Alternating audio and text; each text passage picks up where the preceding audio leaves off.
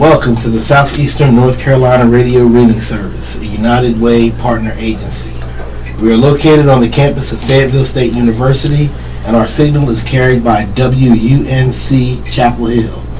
Today is the 7th day of November 2017, and your radio hosts today are Curtis Wisher and Malaysia Dowdy. We will be reading the news today from the 2nd of November's edition of the Fayetteville Observer. And we'll start off with Security Force Assistance. Commanding Lieutenant General Stephen Townsend visits 1st SFAB.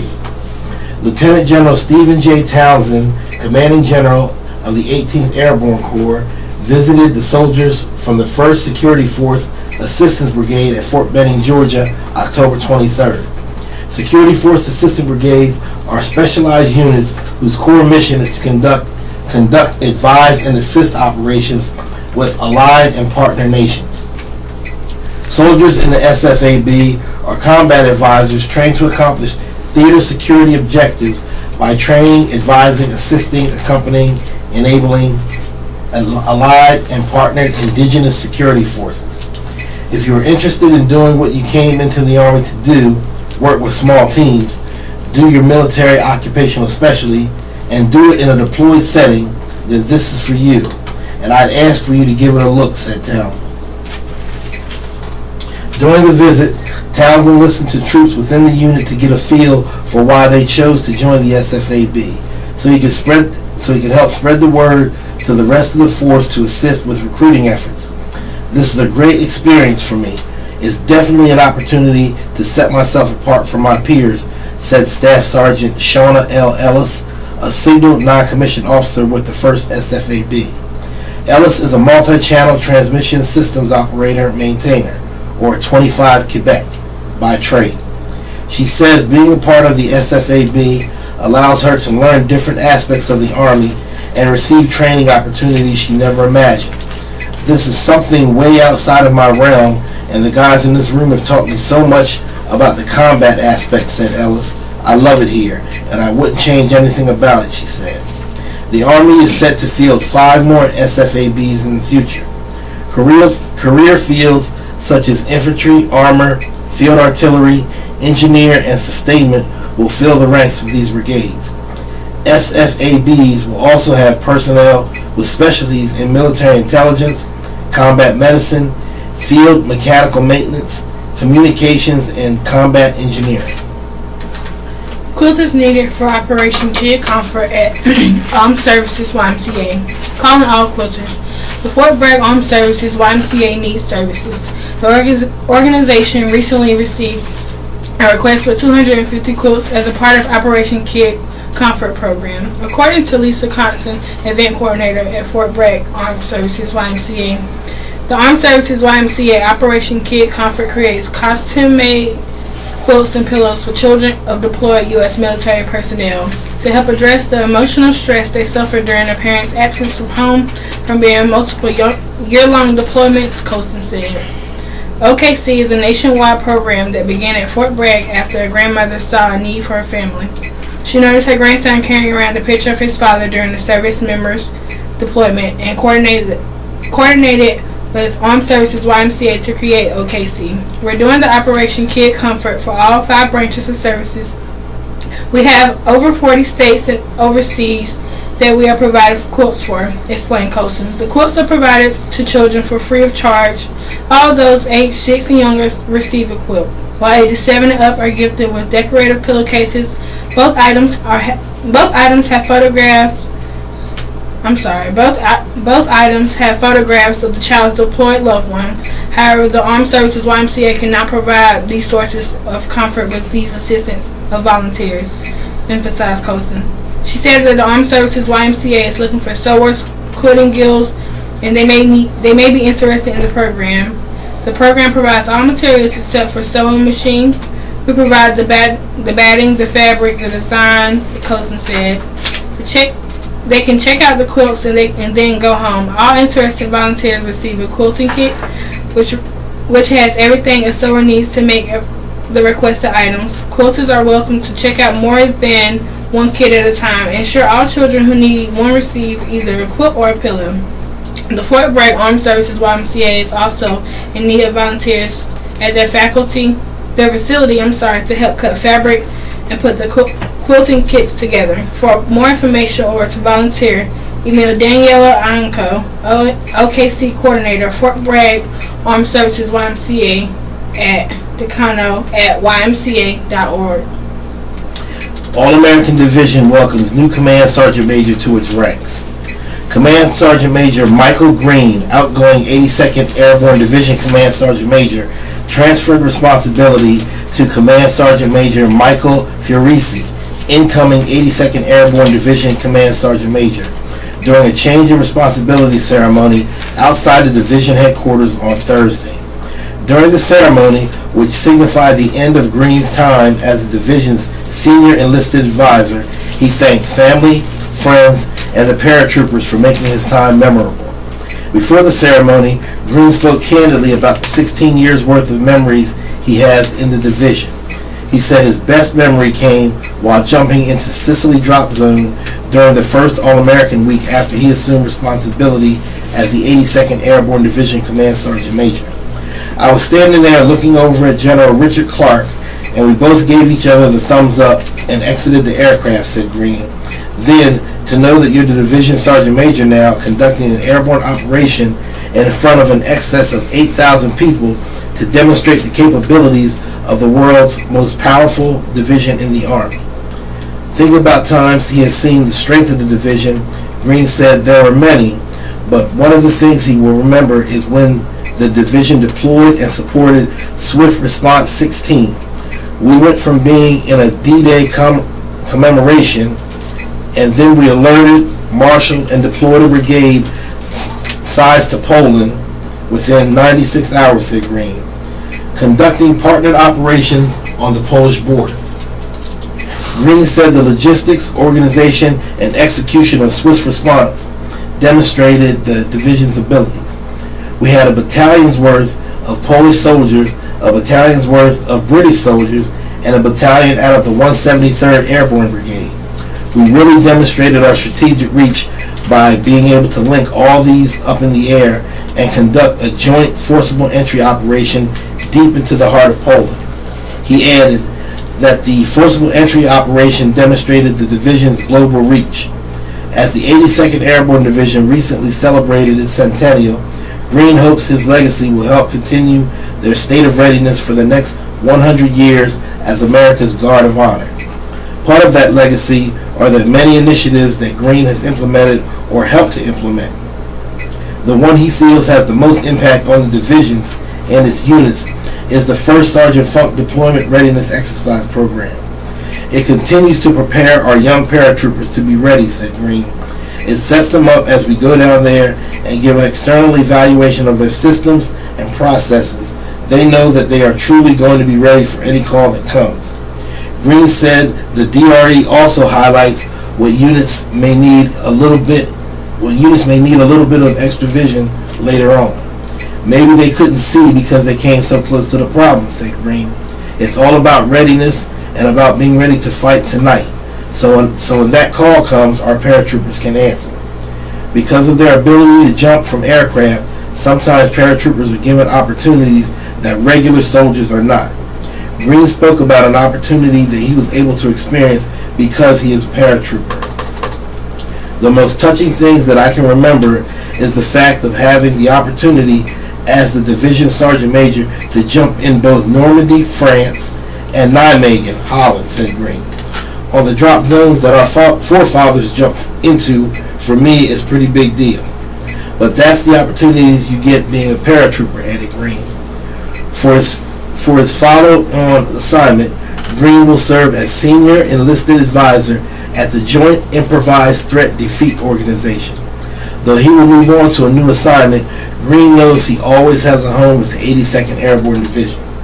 Just because I'm no longer All-American 9, I'm still going to be a paratrooper for life, because that's what it's all about, said Green. That connective tissue that once a paratrooper, always a paratrooper. You may not jump out of airplanes anymore. You may not don the beret, You may not even put on the uniform, but you'll always be a paratrooper, and you'll always have a home at Fort Bragg, North Carolina, because this is the home of the 82nd Airborne Division, he added in closing. 82nd Airborne spouse gives back. Alexis that a family readiness group leader and his 82nd Airborne Division spouse donates her time to a cause she considers her calling to support of military communities, including veterans and military families. That gives back to the Fort Bragg community by volunteering her time with the Stephen A. Cohen Military Family Clinic at the Cape Fear Valley. The Stephen A. Cohen Military Family Clinic at Cape Fear Valley, known in part for its unique way of networking with the Cohen veteran clinics across the country, gained a new asset of her own through networking of those in its employ. When Deck attended the Association of Bragg Spouses Super Sign-Up in September, she took full advantage of the connections she made and all opportunities she encountered. During the event, Deck connected with 2 Fort Bragg spouses, Amy Williams, communication specialist, the Stephen Cohen Military Family Clinic at Cape Fear Valley, and Rekha Rana, Outreach Director, the Stephen A. Cohen Military Family Clinic at Cape Fear Valley. Striking up a conversation with Rana and Williams revealed that all 3 women share a similar passion for helping the military community. Deck is working towards her master's degree with the focus on mental health counseling from the Capella University, so spending time at a clinic seemed like a natural progression. As a volunteer member at the outreach services at the clinic, Deck comes into work almost every day and sometimes works connecting the dots for caseworkers for services from home. Deck has no recently attached events created for veterans with the goal of getting the word out about the low to no cost services by Stephen Cohen Military Family Clinic at Cape Fear Valley. Deck has assisted with helping caseworkers develop lists of services that may help better the lives of the clients and getting the word out about the services that the Stephen A. Cohen Military Family Clinic at Cape Fear Valley has to offer. She says that the thing that drew her to the clinic was the definition of military family members. Cohen defines family as a huge term. Anyone who was involved with the service member, explained Deck. As a self-proclaimed military brat, she says the military community has always been a primary concern of hers. I think it's beneficial to have a holistic view of the environment for the military. I know nothing but the military lifestyle. I was born and raised in the military, so volunteering on this end is allowing me to see how to connect our clients to those resources. What happens on this spectrum is not just the client and the counselor rapper, said Deck. Deck explained that this community of caretakers has been inspiring. Everyone I met here and everyone that the clinic are associated with, they are all doing better from their heart. Standing on the shoulders of giants. Dedication and service honored at ceremony. They define the term patriot with their selfless service, their commitment, their love of country, said Major General Kurt L. Sontag, Commanding General, U.S. Army John F. Kennedy Special Warfare Center and School. They are 11 newly appointed distinguished members of the regiment, a new honorary member of the Civil Affairs Regiment, and 3 new honorary Special Forces leadership appointees, recognized at the John F. Kennedy Auditorium, October 26th. The Special Forces Honorary Leadership Appointment Ceremony welcomed retired Colonel Frederick C. Dumar, retired Chief Warrant Officer 5 Douglas D. Frank, and retired Command Sergeant Major Terry L. Peters. New distinguished members of the Special Forces Regiment being recognized include Command Sergeant Major Franklin D. Miller and retired Command Sergeants Major John E. Kessling, Francis R. McFadden, and Ray L. Love. Franklin, who passed away in 2000, was a Medal of Honor recipient and the namesake of Range 37, Miller Training Complex at Fort Bragg. Franklin was represented by his older brother, retired Command Sergeant Major Walter Miller, who was also a member of the Special Forces Regiment. Walter accepted a certificate and coin in his brother's name. Despite being competitive, Walter and his brother were close. He described them as Irish twins, having been born only 14 months apart. We were good friends and we did an awful lot together. It's a real honor to be here, Walter said. Kessling, a veteran of World War II, Korea, and Vietnam, served in Special Forces for more than half of his 30-year military career, and in retirement continues to serve the military community. He supports widows and veterans and exposes men falsely claiming to be Green Berets. McFadden, who was born in Canada and immigrated to the U.S. as a small child, served in both 3rd and 5th Special Force Groups Airborne, and has continued to serve the Special Operations Forces community in retirement as a civilian contractor with the 5th SFGA. Love, a veteran of the Korean and Vietnam Wars, is attributed with assisting in the establishment of the Free Fall School in 1957. His contributions helped to create high-altitude low-opening and high-altitude high-opening parachuting. Love remains an active SOF community member through his membership and contributions to the Special Forces Association. Retired Colonel John J. Branham IV, Colonel Daniel D. Devlin, and retired Lieutenant Colonel Stephen J. Herzig were inducted as distinguished members of the Psychological Operations Regiment.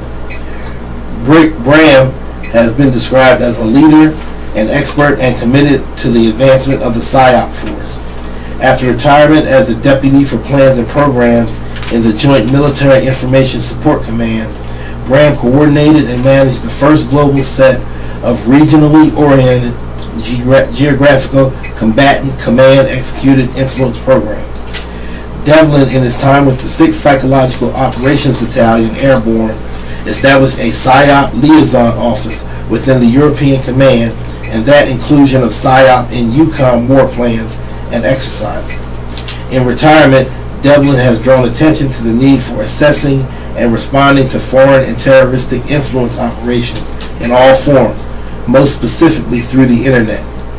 Herzig's deep understanding of maneuver warfare and special operations doctrine, in conjunction with his understanding of Islam and the culture and languages of the Middle East and Southwest Asia, made him a formidable leader within the PSYOPs regiment. Herzig's post-military career saw him continuing to contribute to the honor of his regiment through his work in the Office of the Director of National Intelligence.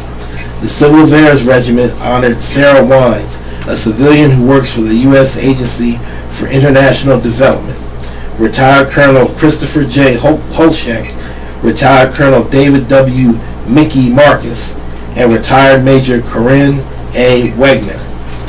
Hines, the only civilian honored during the ceremony, was inducted as an honorary member of the Civil Affairs Regiment for her work developing innovative civilian-military relationships between U.S. Southern Command and the USAID. Holschek's 30-year military career includes civil affairs support at Army, joint, interagency, and multinational levels.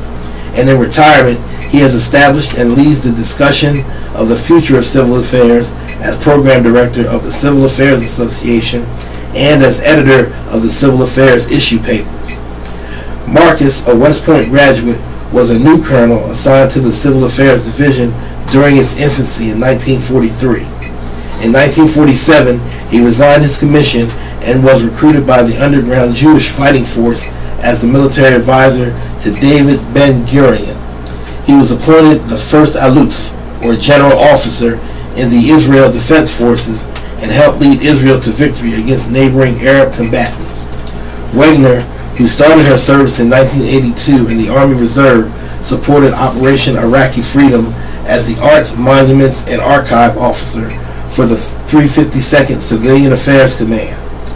She served as a modern-day monuments man and was inspired to military service by her grandfather, a World War II veteran.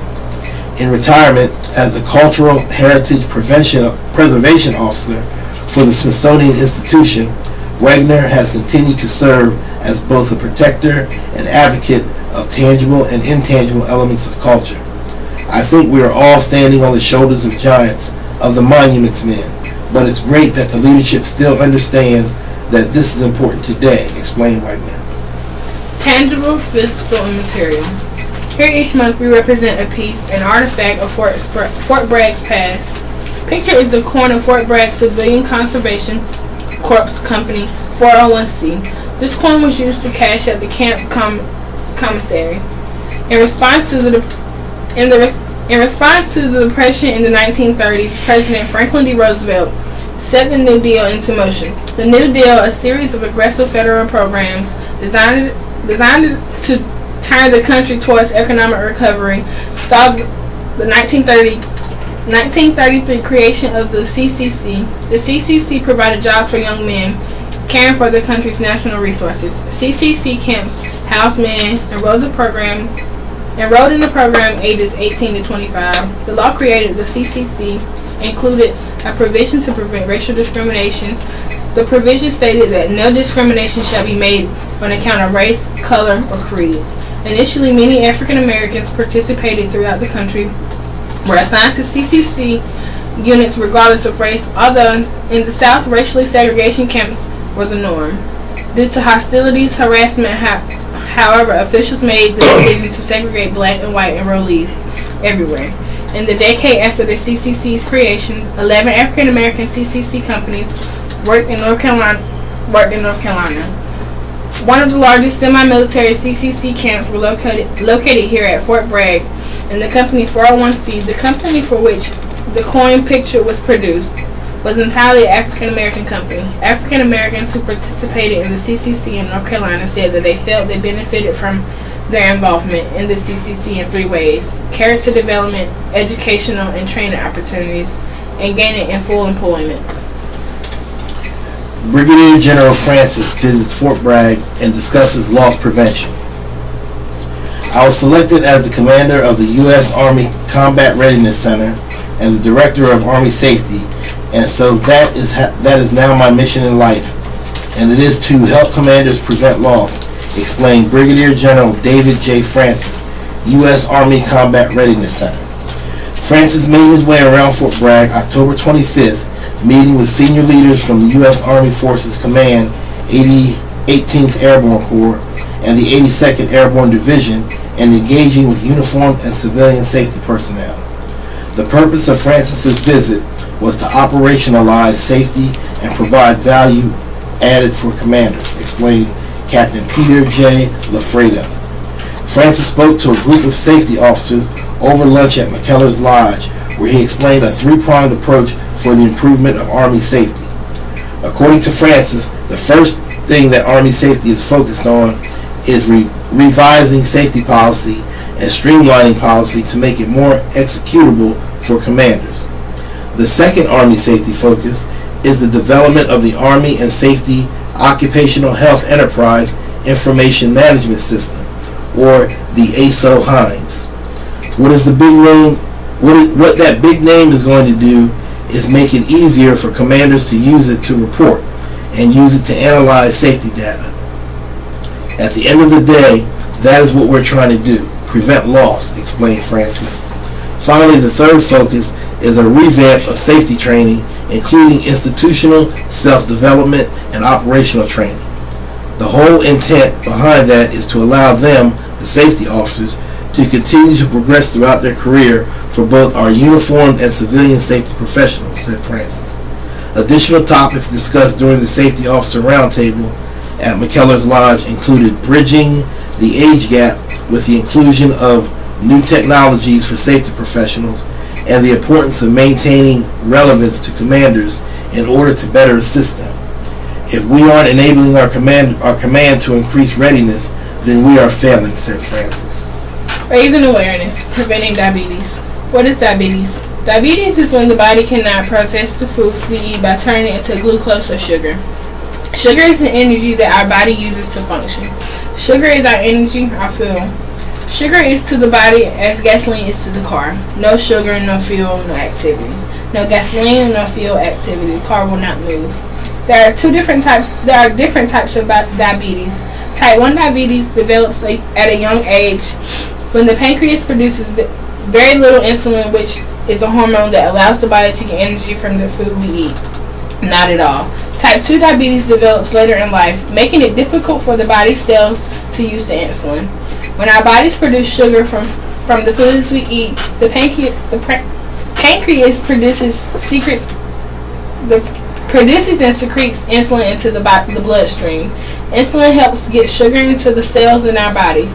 When someone has diabetes, the pancreas is not making enough insulin, or the insulin is not being used by the body as it should. This causes a buildup of sugar in the blood.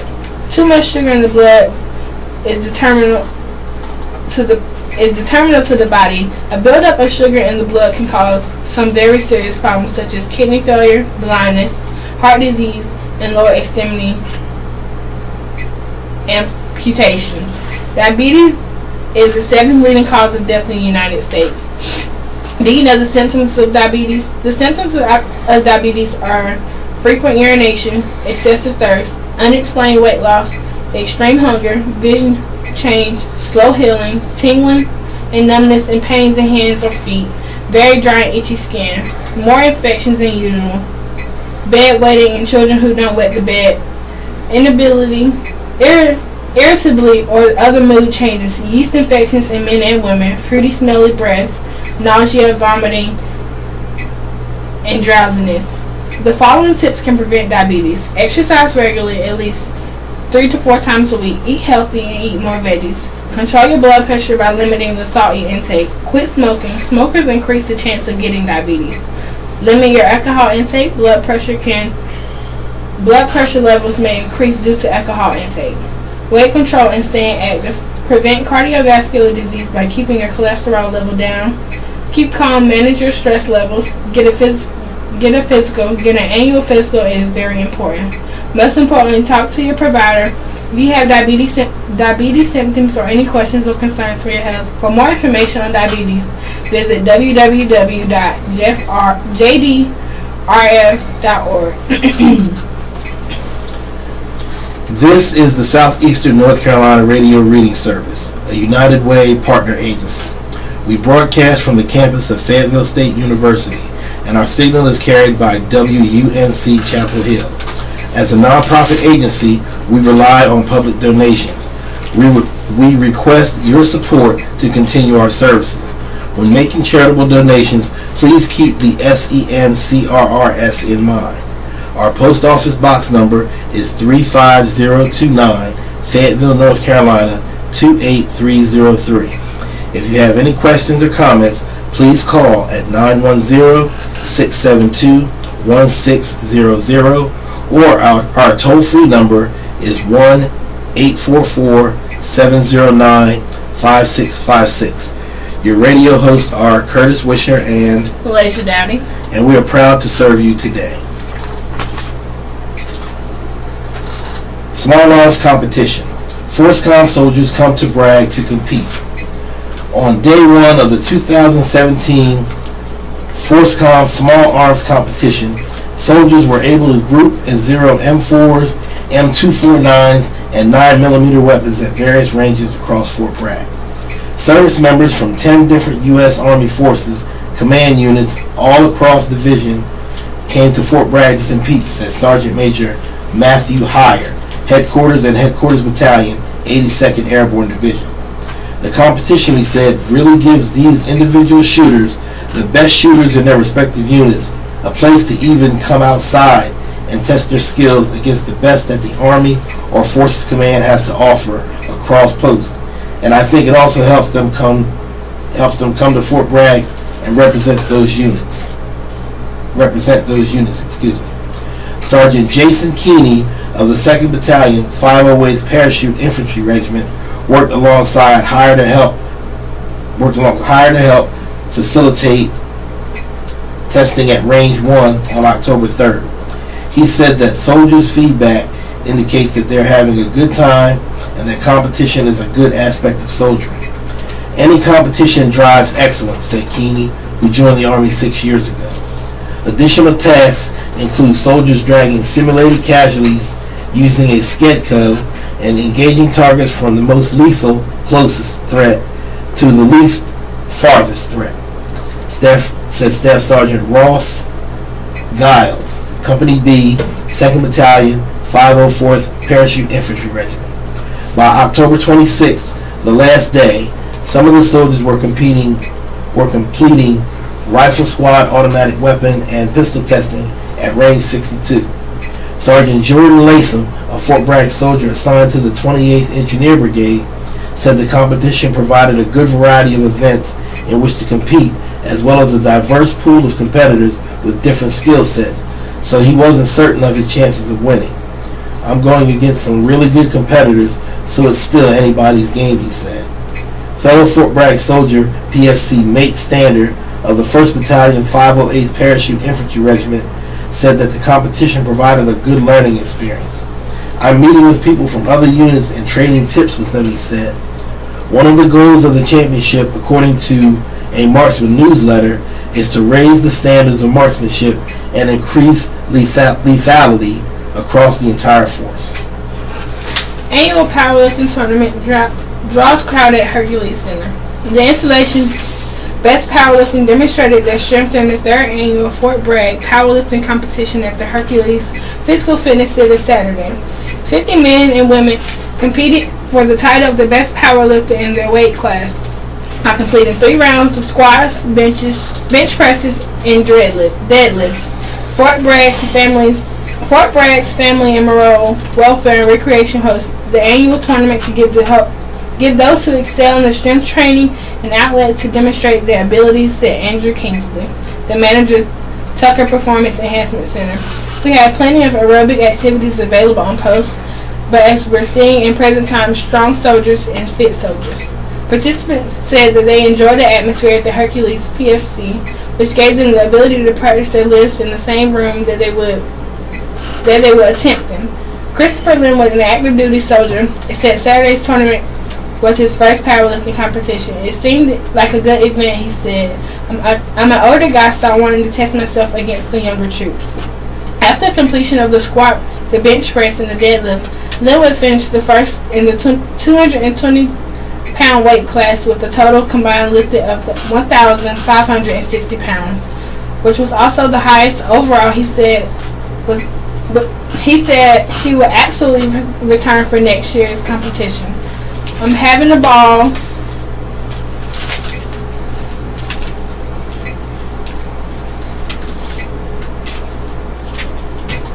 James Sims squats 405 pounds for his first round during the 3rd annual Bragg Powerlifting Tournament at the Hercules Fitness Center. Saturday, Sims placed first overall in the 242 weight class with a total combined lift of 1,435 pounds. Victoria Albuquerque observes the setup for the bench press during the 3rd annual Fort Bragg Powerlifting Tournament at Hercules Fitness Center. Christina Becker confirms the correct hand placement for bench pressing 85 pounds in the 3rd annual Fort Bragg Powerlifting Tournament at Hercules Fitness Center Saturday.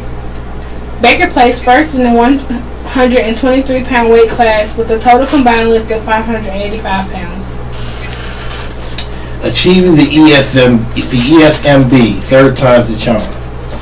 The Expert Field Medical Badge has been recommended as a Department of the Army Special Skill Award in 1964. It recognizes exceptional competence and outstanding performance by field medical personnel. It's the most sought-after peacetime award in the Army Medical Department Corps. The testing includes day and night land navigation, a written test, a 12-mile foot march, combat testing lanes. Of 325 competitors at Fort Bragg this October, 78 earned the EFMB. For a group of soldiers from the 274th Field Surgical Team Airborne, 28th Combat Support Hospital, and 44th Medical Brigade, studying to qualify for an Expert Field Medic Badge was a team endeavor. Master Sergeant Brian Hawkins, Sergeant Ash Madruga, and Specialist Salvatore Migliore spent a recent deployment hitting the books and employing practical field experience in preparation for last week's EFMB. They completed this task while the 274th Field Surgical Team Airborne under the 28th CSH, or Combat Services Hospital, 44th Medical Brigade was deep into a 9-month deployment in support of Combined Joint Task Force Operation Inherent Resolve in the Middle East. The 274th FST provided CJTF OIR with casualty care for coalition and partner forces fighting to defeat ISIS in Iraq and Syria. While deployed, Hawkins, Madruga, and Migliore were part of an FST that treated over 1,800 combat casualties, including a variety of severe injuries, including head, chest, and abdomen. The FST conducted immediate damage control surgery and damage control resuscitation, stabilizing critically ill casualties, and was used as a measure to save lives downrange. Even with all of this going on, Hawkins, Madruga, and Migliore took time to focus on preparations for the upcoming EFMB. Specialist Dylan Brushaber of the 274th FST, 28th CSH, 44th Medical Brigade, and an EFMB badge holder assisted his brothers in arms while preparing by setting up EFMB Jeopardy lanes. With the TV set up on the operating room, EFMB Jeopardy contestants would gather around to be asked questions. They could buzz in by successfully tossing a ball into a wash bin and then would be able to respond to questions. Brushaber pulled the questions directly from the EFMB study guide. After just 2 minutes home, Hawkins, Madruga, and Migliore were ready to hit the EFMB ground running. This was all three soldiers' third attempt at gaining an elusive EFMB. What made this different going around? What made this difference this go around? Definitely working together as a team helped us be successful this time, said Migliore. Hawkins attributes his success to his focus on taking care of the soldiers in his care and the absence of distraction. Madruga explained that an increase in confidence helped him succeed this go-round, but he also noted the importance of the support system the group had created. Personally, I am just thankful that they, Hawkins and Migliore, were out there with me, he said. With multiple opportunities to intentionally mess up and get sent home, Madruga kept focused because he knew that Migliore would be looking up to him and that failing would be letting his boss, Hawkins, down. I am thankful to my leadership for giving me the opportunity to go a third time. It encourages development and career progression, said Migliore. This year's salutes to Veterans flag display at the Airborne and Special Operations Museum will be made even more special by the presence of the moving Vietnam Wall. The stick flag, sponsored in honor of the veterans, will be displayed in the parade field in front of the memorial from November the 10th to November the 20th. The Salute to Veterans flag display is intended to celebrate and honor the service of all veterans regardless of the time served, branch service, or wartime service. Local happenings, events around the post: Murder Mystery Party, Blues Crawls, Holiday Fair, Veterans Day Parade. The annual Fayetteville Veterans Day Parade held in downtown Fayetteville will take place Saturday from 10 a.m. to noon, featuring several Fort Bragg units, the Color Guard, and All-American bands. The parade honors the sacrifice of all veterans. Fort Bragg stories. Join WUNC Eric Hodge for the special live storytelling event in Fayetteville on Saturday at 3 p.m. in Fort Bragg. Fort Bragg Stories is a free event and will feature a curated hour of live storytelling, including pieces from veterans, active duty service members, and others in the Fort Bragg community. The live storytelling event will be held at the Airborne and Special Operations Museum. This event is free and open to public, but the space is limited. Reserve a seat with an email to rsvp@wunc.org.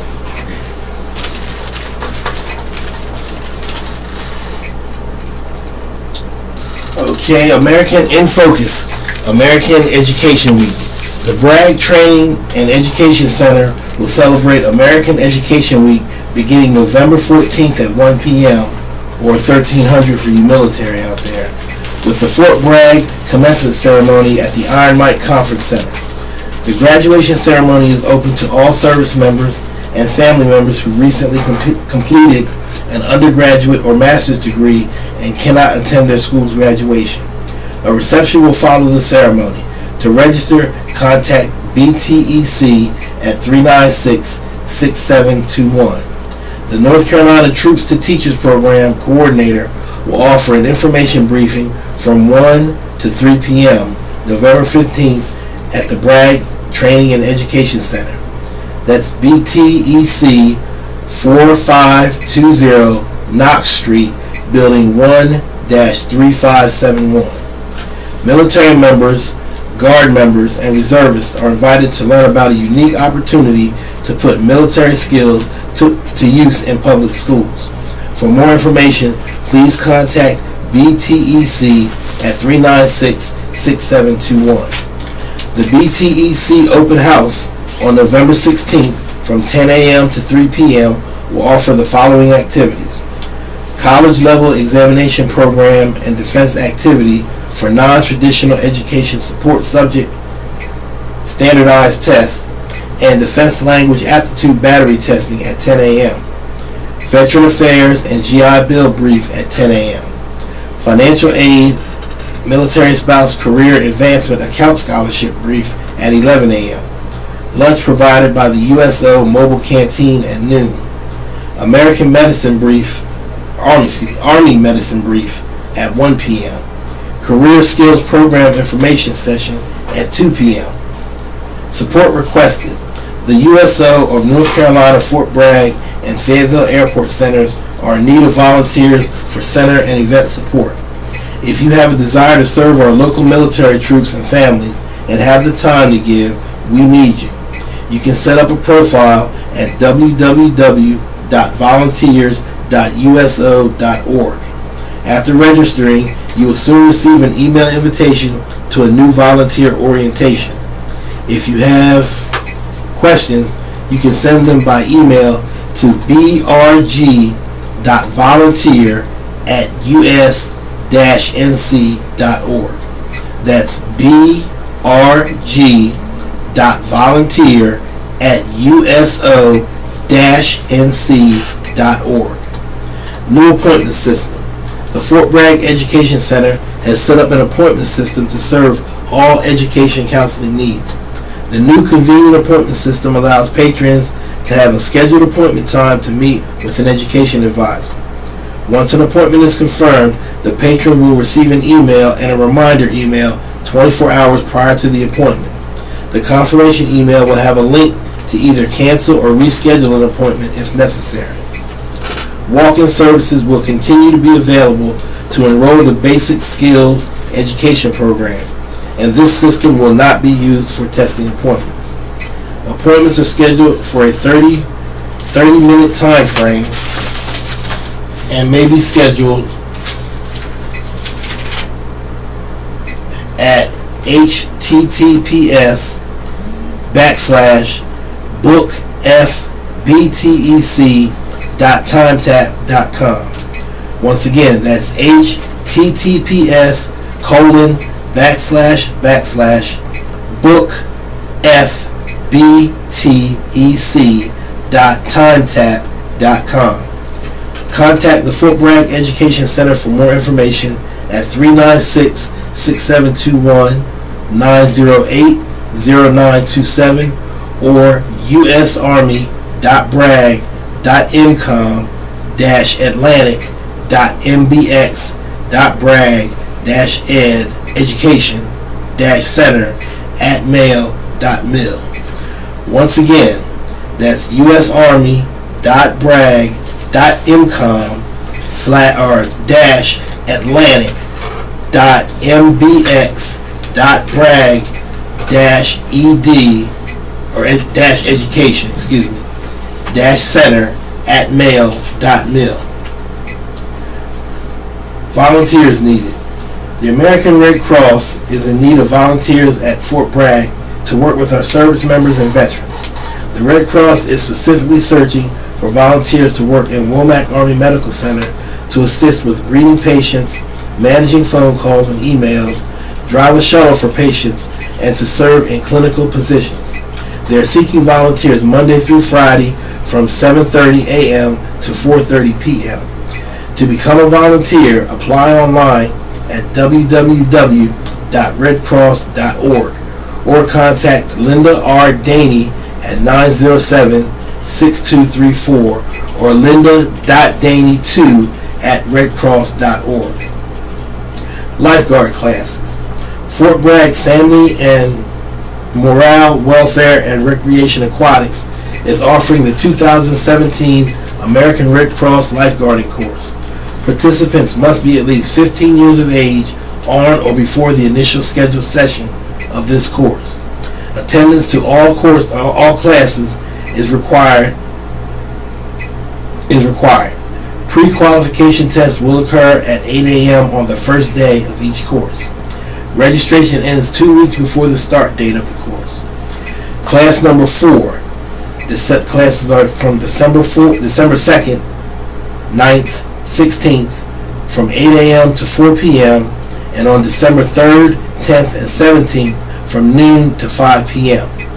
Class number 5, classes are December 18th to 22nd from 8 a.m. to 4 p.m.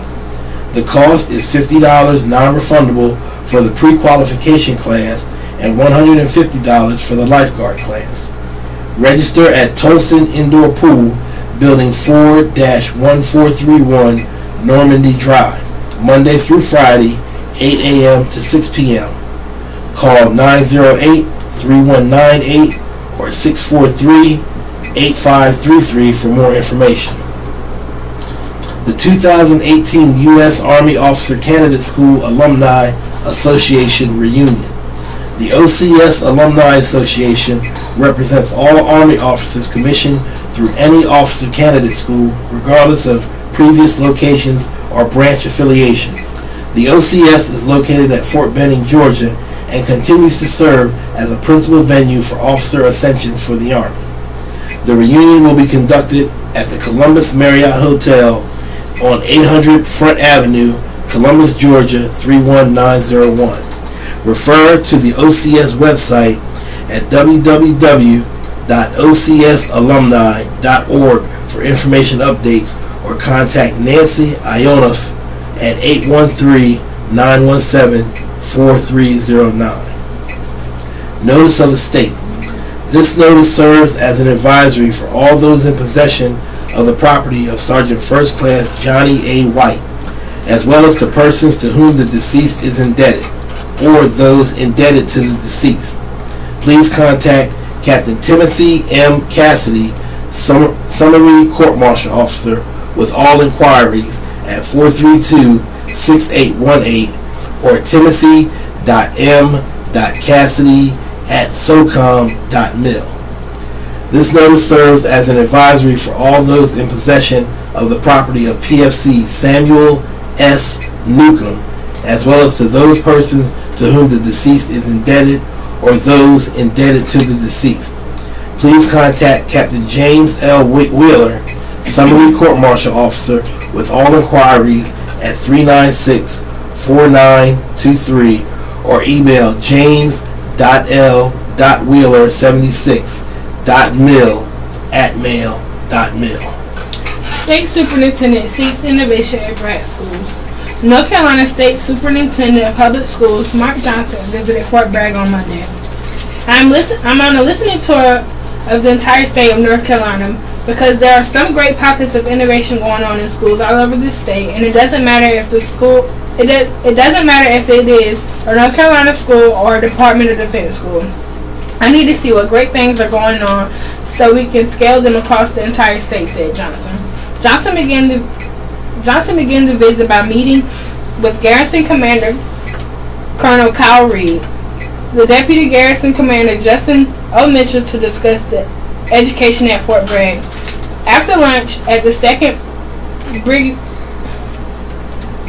Brigade Combat Team Dining Facility, Johnson toured Fort Bragg's 21st Century Design Concept Education Center at Kimberly Hampton Primary School.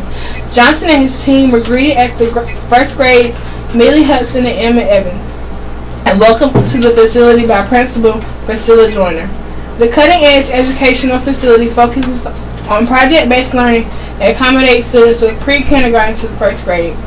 Johnson said he was excited to see project-based learning action on such a large scale. I actually have a preschool age child myself, and in her pre-K class she's doing a project-based learning. You see, that starts off so simple but can get so complex and really teach problem solving and critical thinking, explained Johnson.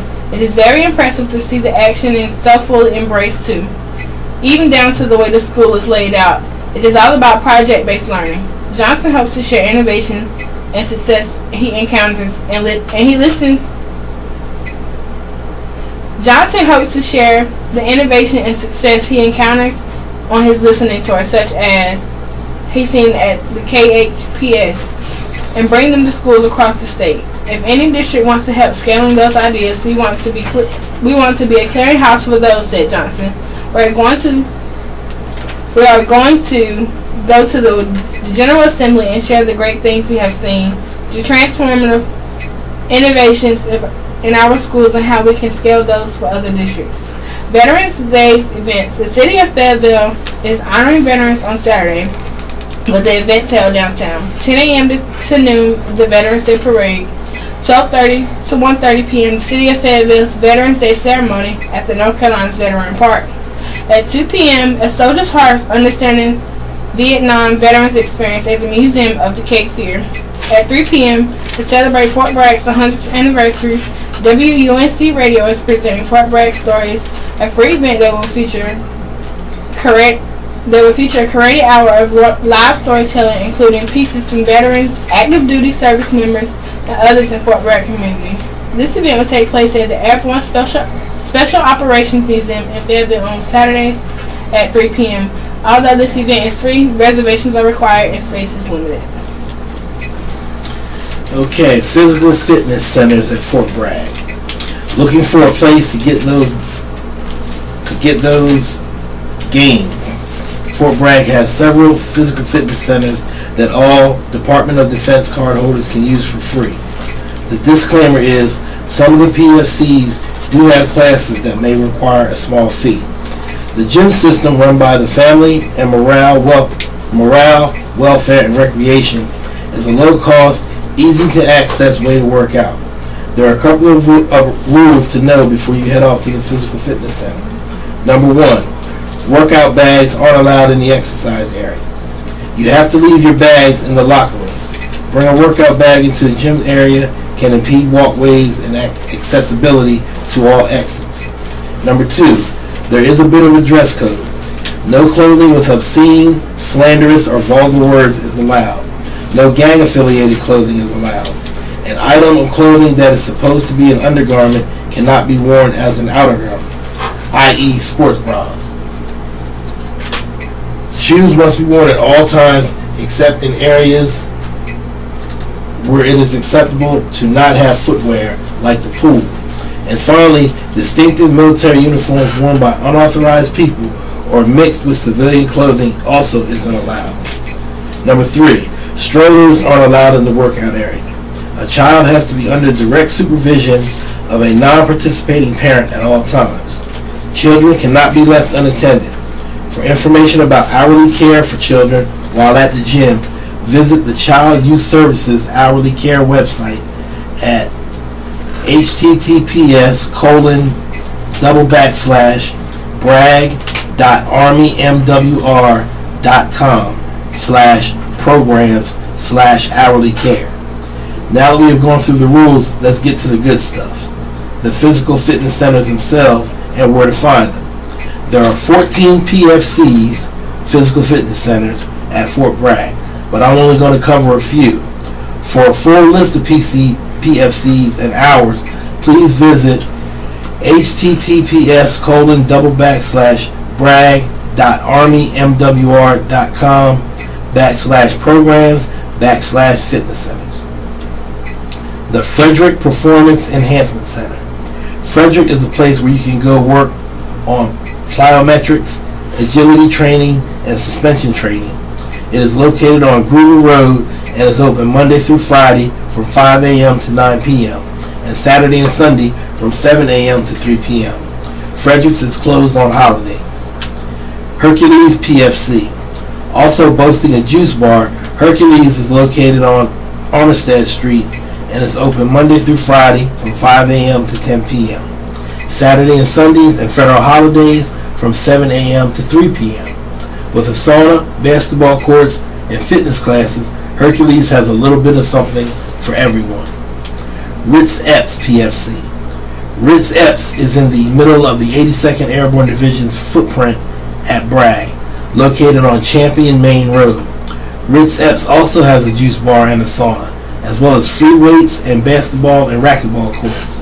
It is open Monday through Friday, 5 a.m. to 10 p.m., Saturdays, Sundays, and federal holidays from 9 a.m. to 5 p.m., and training holidays from 5 a.m. to 1 p.m.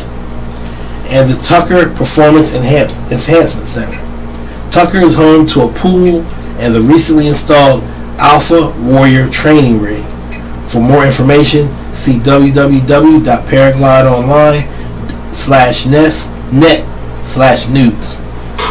Tucker is open Monday through Friday, 5 a.m. to 10 p.m., Saturdays, 8 a.m. to 8 p.m., Sundays and federal holidays, noon to 7 p.m., and training holidays from 5 a.m. to 10 p.m. For more up-to-date info on when the gyms are open during inclement weather, follow the Fort Bragg Facebook page at www.facebook.com/Fort Bragg, North Carolina. And this concludes our reading of the Fort Bragg Paraglide. Your radio hosts have been Curtis Wisher and Malaysia Dowdy. Please tune in at 2 p.m. for a taped broadcast of the Southern Pines pilot. At 4 p.m. you can hear Off the Bookshelf. Additionally, you will hear a rebroadcast of today's reading tonight at 9 p.m. We will now join the Riley Network for additional news and interest. Thank you for tuning us in. We've enjoyed being with you on this wonderful morning. Have a wonderful day.